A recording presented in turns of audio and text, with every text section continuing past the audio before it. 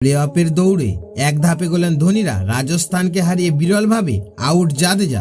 বন্ধুরা, আপনারা যদি দেখতে চান কিভাবে রাজস্থানকে হারালো, কিভাবে জাদেজা আউট হলো, তাহলে ভিডিওটি লাস্ট অবধি দেখতে হবে। চ্যানেলটি সাবস্ক্রাইব করতে হবে, একটা লাইক দিতে হবে এবং নোটিফিকেশন বেল আইকন দাবাতে হবে। রবিবার চিপকে চেন্নাই বনাম রাজস্থান ম্যাচে টস জিতে প্রথমে ব্যাট করে রাজস্থান।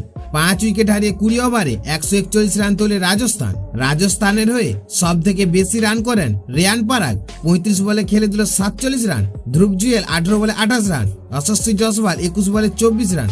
আর কেউ সেভাবে রান করতে পারেনি। চেন্নাইয়ের হয়ে সেরা বোলিং করেন সিমরজিৎ সিং, 4 ওভার বল করে 3 উইকেট নিয়ে মাত্র 16 রান দেন। রান তাড়া করতে নেমে 1.4 ওভার বাকি থাকতে জয়ের জন্য প্রয়োজনীয় রান তুলে নেন চেন্নাই। চেন্নাইয়ের হয়ে সর্বোচ্চ রান করেন ঋতুরাজ, 41 বলে 42 করে অপরাজিত থাকেন ঋতুরাজ। রচিন রবীন্দ্র 18 বলে 27 রান। চেন্নাইয়ের জয়ের দিন সবচেয়ে বেশি চর্চায় জাদেজার উইকেট।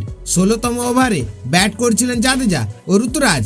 আবেশ খানের বলে জাদেজা 2 রান নিতে চাইল, ঋতুরাজ রাজি হননি, কিন্তু জাদেজা ক্রিজ থেকে বেরিয়ে যান। তখন সঞ্জু স্যামসন বল ধরে উইকেটের দিকে ছুটতে যান, বল উইকেটে না লেগে জাদেজার গায়ে লাগে। রাজস্থান আউট চাইলে অবস্ট্যাটিক দ্য ফিল্ড নিয়মে আউট হন জাদেজা। এদিন জয়ের ফলে 13 ম্যাচে 14 পয়েন্ট নিয়ে 3 নম্বরে রইল চেন্নাই। অন্যদিকে 12 ম্যাচে 16 পয়েন্ট নিয়ে 2 নম্বরে রইল রাজস্থান।